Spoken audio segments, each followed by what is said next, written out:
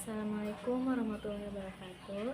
Saya Salsabila Julianti dari kelas 1E akan menjelaskan tentang ulumul hadis, tentang ilmu hadis riwayah dan diroyah. Sebelumnya saya akan menjelaskan pengertian tentang ilmu hadis. Ilmu hadis itu al-qawaidul mu'arifah biha lirawi wal marawi, yang artinya kaidah-kaidah yang mengetahui keadaan perawi dan yang diriwayatkannya. Nah, sekarang saya akan menjelaskan tentang siapa itu perawi dan siapa itu marwi. Perawi di sini adalah orang-orang yang membawa atau menyampaikan atau menerima berita dari Nabi, atau bisa disebut juga dengan sanad. Adapun marwi adalah sesuatu atau isi berita yang diriwayatkan, atau bisa disebut juga dengan matan. Contohnya hadis hadasana Adamu hadasana Su'batu hadasana Sayyarun Abul Hakam qala sami'tu Abu Hazim qala sami'tu Abu Hurairah qala sami'tu Nabi sallallahu alaihi wasallam yaqulu man hajja lillahi falam yarfus walam yafsuk raja'a ka yaumi waladathu ummuhu. Nah, di sini di contoh hadis ini dijelaskan bahwa yang disebut sanad itu yang orang yang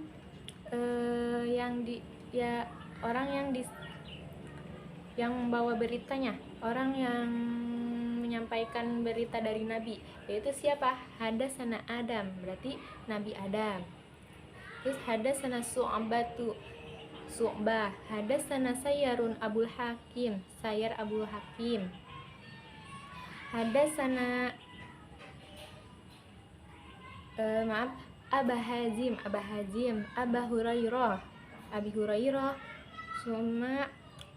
Terus yang disebut matan, yang diriwayatkannya adalah man hajjalillahi falam yarfus walam yafsuk raja'a kayomi waladathu umhu. Itu yang disebut matan yang diriwayatkannya, itu berarti hadisnya. Kemudian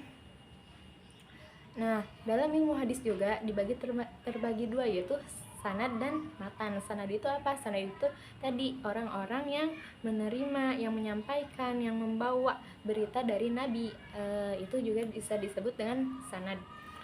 Adapun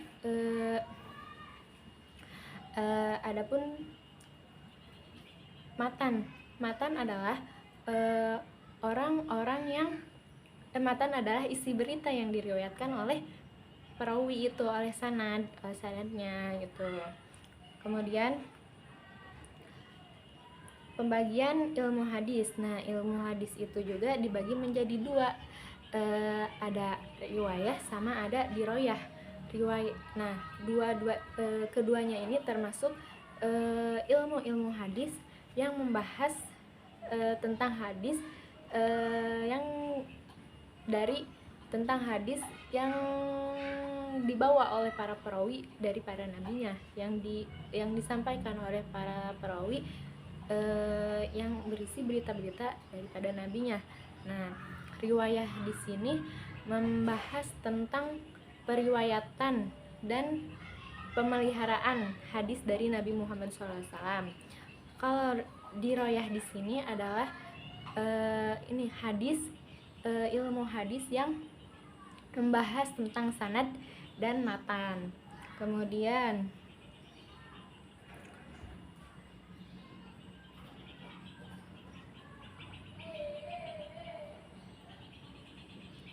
adapun sejarah-sejarahnya.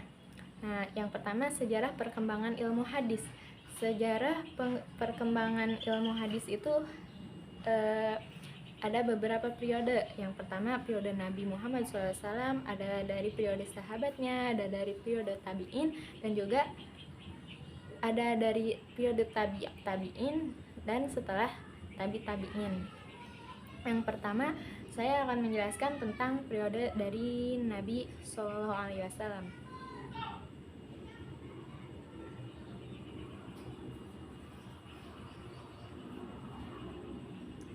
Nah, sejarah perkembangan ilmu hadis riwayah dan ilmu hadis diroyah pada periode Nabi SAW. Riwayahnya itu kan perawi ya, tentang perawi. Hadis ini, larangan menulis hadis khawatir bercampur dengan Al-Quran.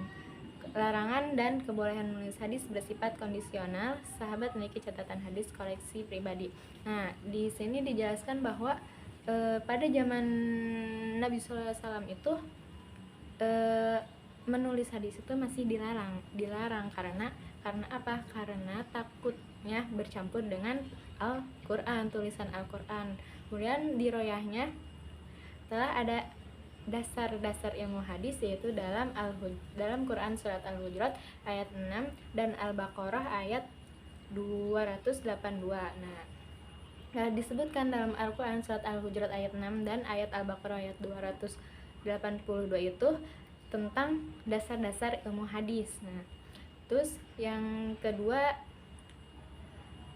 pada periode sahabat.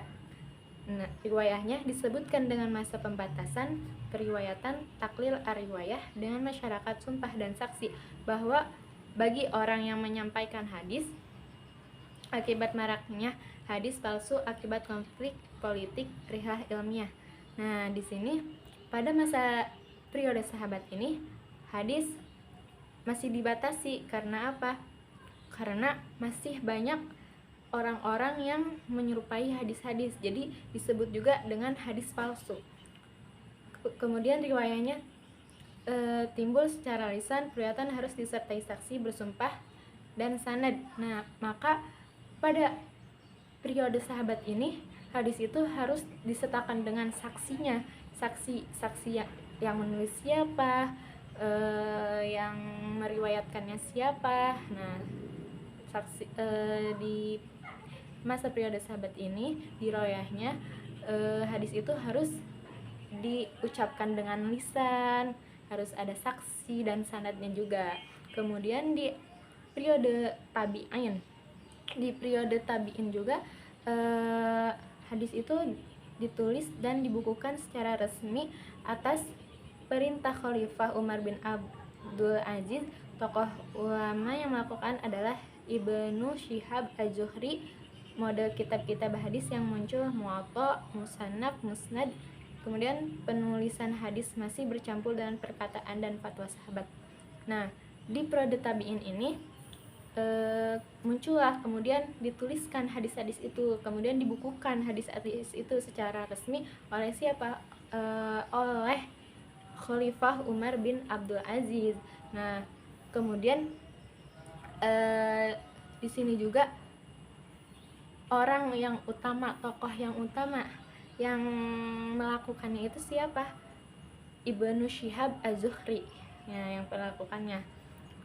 Kemudian pada saat itu juga hadis itu masih bercampur antara perkataan sahabat dan juga fatwa-fatwa, masih bercampur pada masa tabi'in itu. Setelah itu muncullah kitab-kitab yang dinamakan kitab Muwatta, Musannaf, dan Musnad. Nah, itu riwayahnya. Dan di riwayahnya itu timbul secara tertulis tetapi belum terpisah dengan ilmu lain.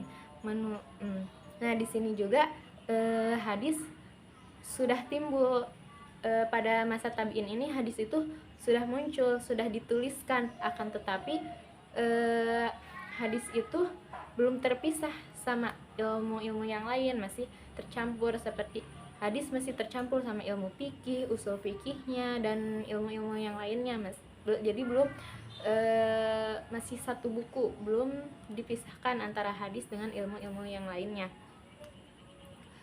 Kemudian di periode tabi'in, masa keemasan atau kejayaan kodifikasi hadis, masa filtrasi penulisan hadis dipisahkan dari perkataan dan fatwa sahabat.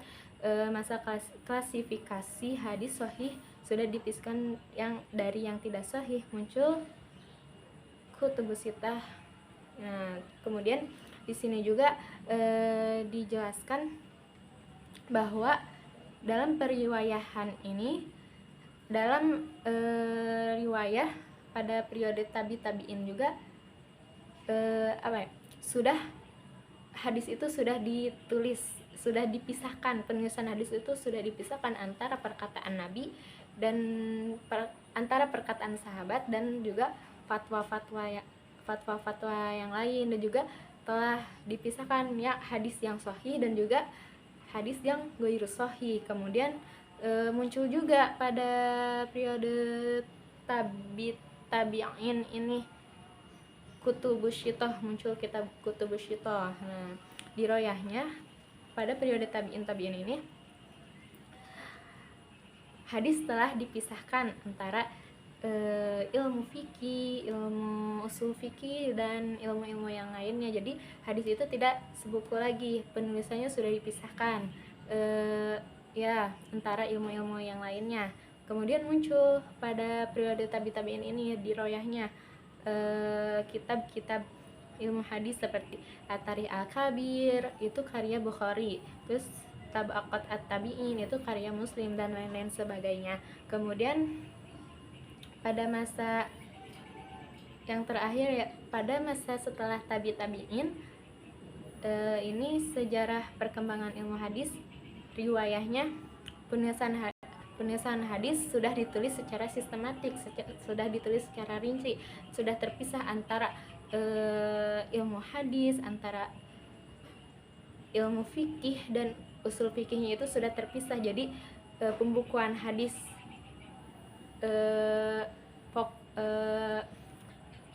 sudah di pembukaan hadis telah dibukukan tentang hadis semua, dan ilmu fikih telah dibukukan tentang ilmu fikih semua, dan ilmu usul fikihnya juga telah dibukukan tentang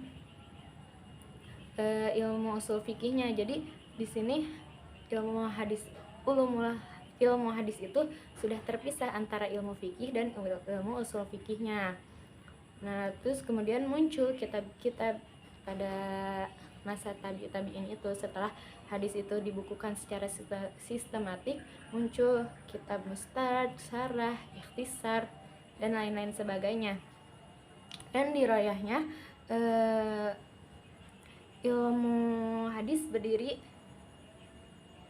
Nah, di royahnya itu pada masa setelah tabi'in itu hadis itu berdiri. Dia itu berdiri sendiri gitu, tidak ada pembantu dari yang lainnya. Jadi ilmu hadis itu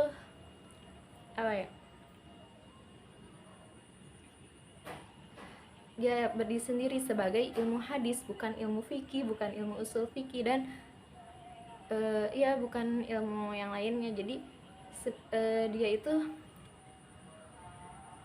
fokus ilmu hadis, tidak ada ilmu-ilmu yang lainnya di dalamnya itu. Nah, kemudian muncul juga di royahnya itu ilmu hadis pertama Al-Muhaddis Al-Fasil, kemudian Baina Ar-Rawi wa Al-Wai karya Rahmahur Muji. Nah, mungkin cukup itu yang bisa saya sampaikan, kurang lebihnya